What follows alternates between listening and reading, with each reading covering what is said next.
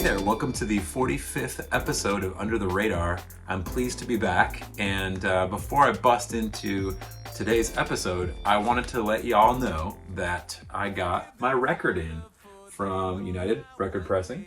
And this is Escape Babylon by Slave to Servant. And it's on this like really awesome, like kind of translucent 180 gram vinyl.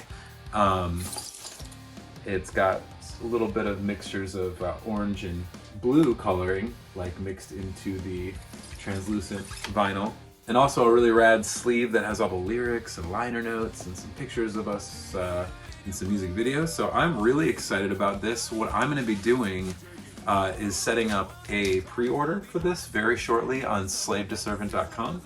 And I'm going to just set it up as a pre-order, but if you order this, you will get a copy of it in the mail right away. It's basically like a soft release because I don't want to release the album officially until fall, when I can plot out a good marketing plan and release show for it. So if you'd like a vinyl copy, you should be able to check the store and get a copy at slavetoservant.com. So anyway, on to this episode.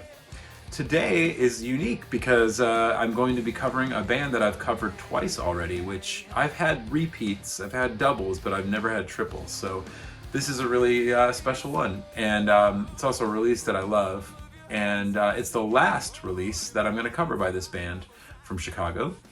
So without further ado, today I will be covering My Heart Will Always Be the B-Side to My Tongue, the Acoustic EP/DVD that was released in 2004 by Fueled By Ramen and was produced by Sean O'Keefe, who did that band's previous album, Take This to Your Grave, which I covered in episode 33. This is a really cool one for me. I really enjoyed the new material that they put out on this EP. So following in the footsteps of a band that influenced Fall Out Boy a lot, a band called Saves the Day. Saves the Day had released an acoustic EP called I'm Sorry, I'm Leaving. And this was like, I think right before they signed to Vagrant. And the band got a lot bigger at that point. It was all acoustic songs, and one of the songs was a cover song. So much like that EP, the Fall Out Boy acoustic EP consists of 3 new songs at the time, and then one acoustic version from Take This to Your Grave and a cover song. And the artwork for this was done by Jacob Bannon. I always really enjoyed the layout on this guy. Very cool artwork. But Jacob Bannon was a singer of Converge, hardcore band. Anyhow, I always enjoyed when a band used the same font on their albums. Like KMFDM did that on a lot of albums. A lot of bands have done it. But I enjoyed that on this especially. It made me want to buy it more for some reason. Maybe because it was that branding thing, right? Like you go buy a product and here's that color of it, and here's this shade of it or whatever. And you see the brand on it, whatever. Anyway, so I remember buying this at Best Buy and popping the sucker in. And from the get-go, my favorite song on this EP, the opener, My Heart Is the Worst Kind of Weapon. Spent most of last night dragging this leg for the corpses of all my past mistakes. Tell me out, the joke's on you, we saw you open the wound. Empty another bottle and let me tear you to pieces. This is me wishing you into the worst situations. I'm the kind of kid that can't let anything go, but you wouldn't know a good thing if it came up and spit your throat. Whoa, whoa, ooh, whoa, whoa. What a great song. That song, I thought Patrick's vocals on it, the chords in it, like in the verses on the song, he uses like a jazz chord on like the 4th song in the progression. And I thought it was really unique, especially for like a pop punk band at the time. And he was starting to like, you could hear him a little more stripped down. He was bringing out more soul. This is right before they recorded From Under the Cork Tree. So anyhow, that song was amazing, and I remember being really disappointed when I bought From Under the Cork Tree and there was not like a full band version on that record.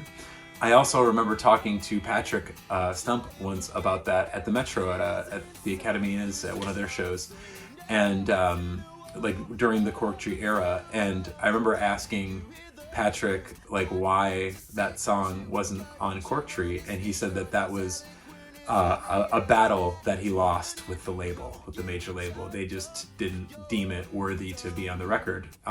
Although there was a From Under the Cork Tree deluxe edition that came out, which had a demo of the band doing it.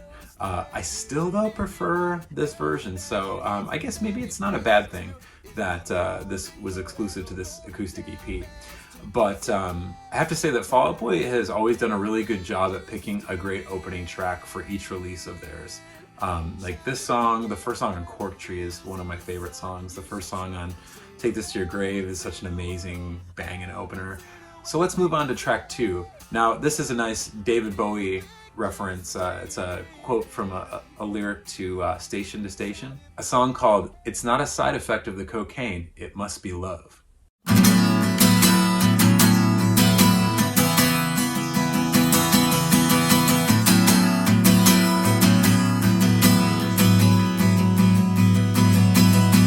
Why can't you read me like no one else?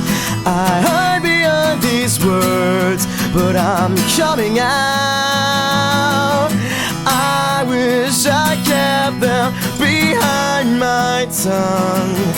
I hide behind these words, but I'm coming out.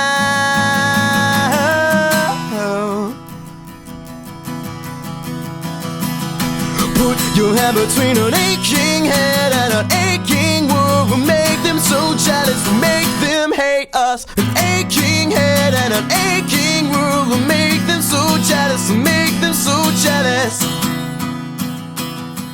I feel like that's a pretty underrated song as well. However, the next song on the EP probably takes the cake as far as like the catchiest song. And this song at the time was unreleased, one of the first 3 that were unreleased at the time. But this one did get re-recorded and was included on From Under the Cork Tree. The title of this track is a quote from the movie Dirty Dancing. This song is called "Nobody Puts Baby in the Corner." Damaging in kerosene, and come speed on bridges with me, just to keep us warm. Light a match to live me be. Light a match to leave me be. I keep my jealousy close, 'cause it's a more. And if you say this makes you happy, then I'm not the only one. Lord, keep quiet, nothing comes as easy as you. Can I lay in your bed all day? I'll be your best kept secret and your biggest mistake. Help me on this pen where there's a failure every day. Keep quiet, nothing comes as easy as you. Can I lay in your bed all day? I'll be your best kept secret and your biggest mistake. Help me on this pen where there's a failure every day. And I keep my... Gosh, that song is just so dang good. Really fun to hear acoustic too. The band version did turn out really good though, I will say, on Cork Tree. Moving on, now, as I had mentioned earlier, I had said that, you know, like Saves the Day, who kind of started the trend for this thing, Saves the Day had a cover of Modern English's I Melt With You, and Fall Out Boy also did a cover on this EP of Joy Division's Love Will Tear Us Apart.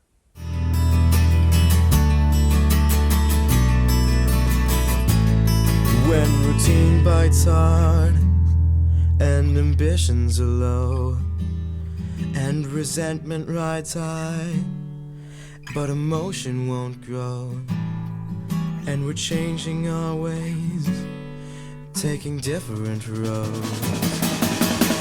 Love will tear us apart again. Love will tear us apart again. Love will tear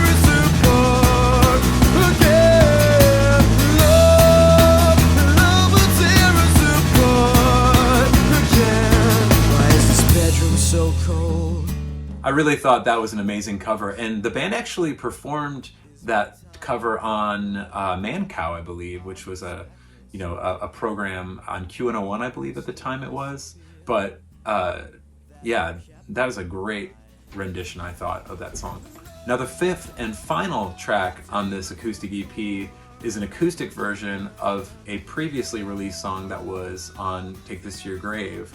It's the acoustic version of Grand Theft Autumn, Where Is Your Boy?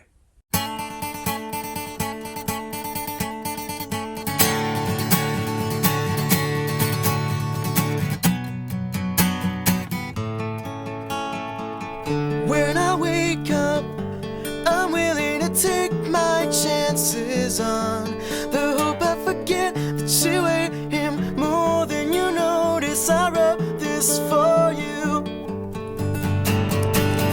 You need him, I could be him, could be an accident, but I'm still trying. And it's more than I could say for him. Where is your boy tonight? I hope he is a gentleman, and maybe he won't find out what I know. You were the last good thing about this part of town.